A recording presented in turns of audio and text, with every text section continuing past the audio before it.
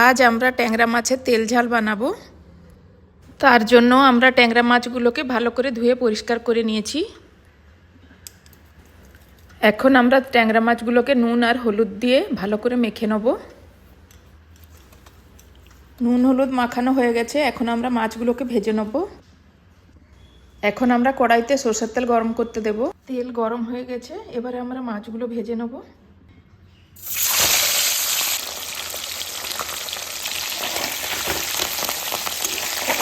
মাছগুলো ভাজা হয়ে গেছে, এখন আমরা মাছগুলো তুলে রাখবো।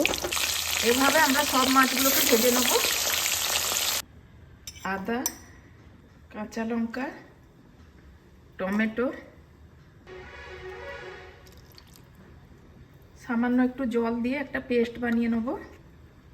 এখানে আমি সরষের তেল দিয়েছি, তেল গরম হয়ে গেছে, এবারে আমরা দেব তেজপাতা, গোটা জিরা, জিরে গুঁড়ো, হলুদ গুঁড়ো, লঙ্কার গুঁড়ো,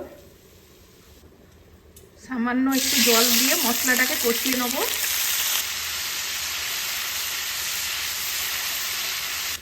এবারে আমরা আদা, কাঁচা লঙ্কা, টমেটোর যে পেস্টটা বানিয়েছিলাম ওটা দিয়ে দেবো।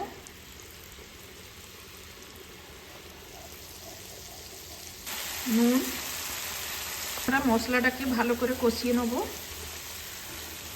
তেল ছাড়া পর্যন্ত।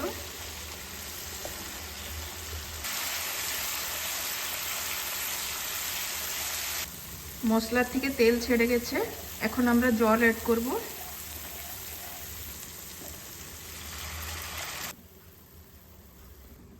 ঝোল ফুটে গেছে, এখন আমরা ট্যাংরা মাছগুলোকে অ্যাড করব।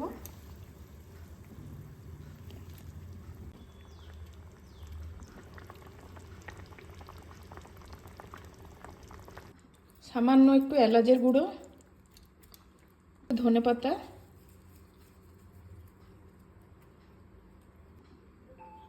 আমাদের ট্যাংরা মাছের তেল ঝাল রেডি হয়ে গেছে।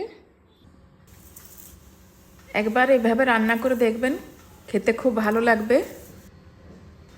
গরম ভাতের সাথে খুবই ভালো লাগবে।